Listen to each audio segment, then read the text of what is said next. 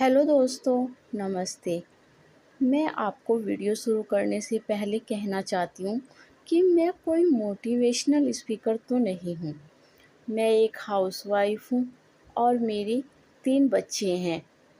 मेरी शादी को 17-18 साल हो चुके हैं और मैं एक छोटे से गाँव से बिलॉन्ग करती हूँ। तो मैं अपने बारे में आपको कुछ बताना चाहती हूँ। देखिए, सोशल मीडिया पर हर जगह झूठ ही दिखाई देता है और झूठ ही सुनाई देता है। जो हम आँखों से देखते हैं, वो कभी-कभी सच भी नहीं होता और सोशल मीडिया पर तो कभी सच हो ही नहीं सकता, क्योंकि जो हमें दिखाया जाता है, वो केवल इतना ही दिखाया जाता है जिसे देखकर हमें अच्छा लगता है और हम भी सोचते हैं कि काश हम भी ऐसा ही करें और करने की कोशिश भी करते हैं। लेकिन जो मिडिल क्लास फैमिली के लोग होते हैं, वो कभी ऐसा कर नहीं सकते, क्योंकि जो हम देख रहे हैं वो पूरा सच नहीं होता है और जो हम सोशल मीडिया से सुन रहे हैं, वो भी पूरा सच नहीं होता है। तो मैंने अपनी ज़िंदगी को जीना कब से शुरू किया? कब मुझे लगा कि मेरा जीवन भी एक अनमोल जीवन है। मुझे भी खुश होकर जीना चाहिए। मेरी भी ज़िंदगी बहुत कीमती है। मैं आपको इतना ही बता सकती हूँ। जब मैं बहुत छोटी थी, तो मैं अपने रिश्तेदारों को देखकर भी अंदर छुप जाया करती थी, क्योंकि मेरे एक अंदर जो कमी थी, वो थी ना सुनाई देने वाली कमी। और जिन लोगों को सुनाई नहीं दे सकता, वो लोग समझ सकते होंगे इस बात को कि हम लोगों को कितना कितना और क्या फेस करना पड़ता है, क्योंकि हम दूसरों की कुछ बातों को सुन नहीं सकते। कभी-कभी तो ऐसा होता है कि सामने वाला कुछ बोलता है और हमें सुनाई ही कुछ और दे जाता है। ये सबसे बड़ी परेशानी होती है। तो जैसे-तैसे अपनी ज़िंदगी के 24 साल तो मैंने काट लिए, लेकिन जब मेरे मम्मी-पापा ने कहा कि शादी का समय आ गया, तब मेरे दिल में भी ऐसा लगा कि ये भगवान, ये क्या होने जा रहा है? मैं अपने घर से बाहर कदम नहीं रख सकती। बाहर अगर कोई सब्ज़ी वाला भी आता था, तो मैं सब्ज़ी भी नहीं ले सकती थी। मुझे इंसानों से डर लगने लगा था, क्योंकि मुझे सुनाई नहीं देता था। यही कमी लेकर मैं शादी तक का समय आ गया। उस समय हमारे घर में नया-नया फ़ोन आया था। मेरे होने वाले हस्बैंड को मेरा नंबर मिला और वो मुझसे बात करने की इच्छा करते थे। तो मैंने भी उनसे बात करना शुरू किया, लेकिन मैं चाहती थी कि किसी झूठ पर मेरा रिश्ता ना हो। मैं नहीं चाहती थी कि जो मैं नई ज़िंदगी शुरू करने जा रही हूँ, वो झूठ से शुरू ना हो। मैं उसे सच से शुरू करना चाहती थी। और लेकिन मेरी भाभी जो मेरे इर्द-गिर्द घूमती रहती थी, उन्हें हमेशा लगता था कि ये कुछ न कुछ तो गड़बड़ ज़रूर करेगी। क्योंकि हर माँ-बाप की, हर परिवार वालों की इच्छा होती है कि उनकी बेटी की शादी एक अच्छे घर में हो। उन्होंने भी मेरे लिए एक अच्छा लड़का देखा था, लेकिन अच्छा लड़का था या नहीं, वो तो जब हम उनको बरतते हैं, हम उनके साथ अपने जीवन को आगे बढ़ाते हैं, तभी पता चलता है। एक दिन मुझे मौका मिल ही गया। मैं फ़ोन पर उनसे बातें कर रही थी और मैंने कहा कि मैं आपसे कुछ कहना चाहती हूँ। उधर से उन्होंने कहा कि हाँ, कह सकती हो। मैं सिर्फ़ इतना ही बोल पाई कि मैं बीमार हूँ और मुझे ऐसी बीमारी है कि जो कभी भी ठीक नहीं हो सकती। उधर से जवाब क्या आता है जानते हैं आप? कि मुझे पता है, लेकिन अगर शादी के बाद मेरे साथ कुछ ऐसा हो जाता है कि मेरा एक्सीडेंट हो जाए, मेरे हाथ-पैर में कुछ भी हो जाए, तो क्या तुम मुझे छोड़कर चली जाओगी?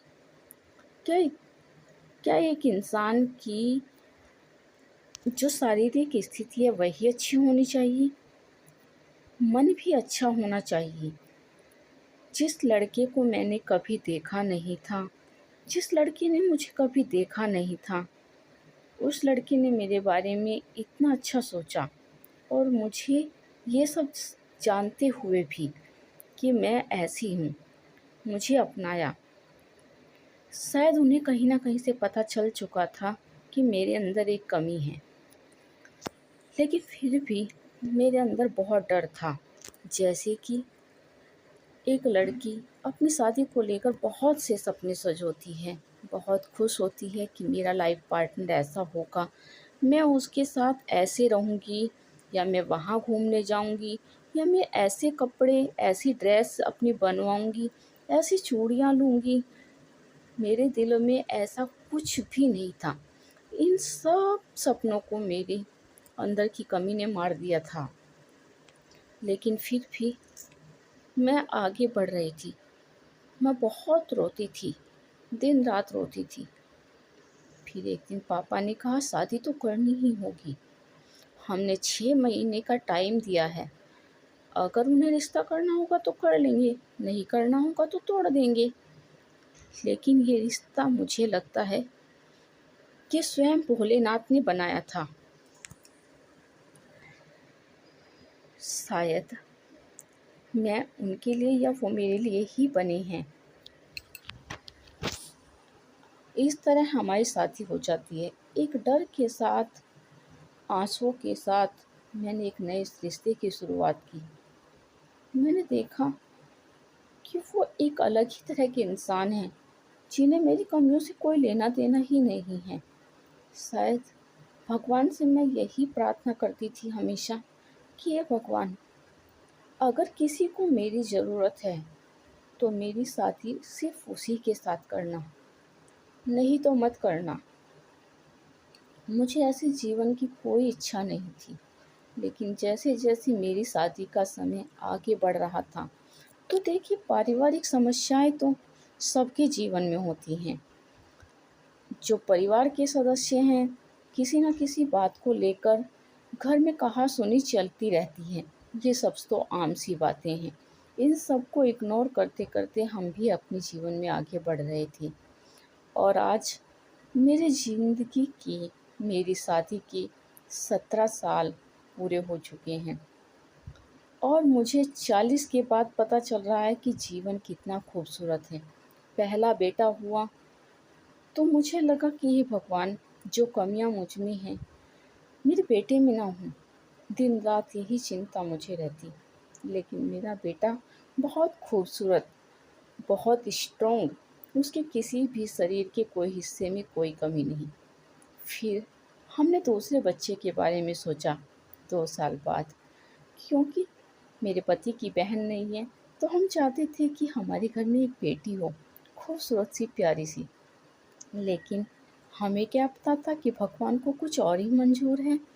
भगवान ने मुझे 2 बच्चे और होने का सौभाग्य दिया, और मेरे बड़ा बेटा होने के बाद 2 जुड़वा बच्चे हुए, जिसमें कि एक बेटा और एक बेटी। हालाँकि मैं उस समय भी टेंशन में आ गई थी। उस समय भी बहुत ज़्यादा मैं टेंशन में थी कि कहीं दोनों बेटे ही ना हो जाएँ।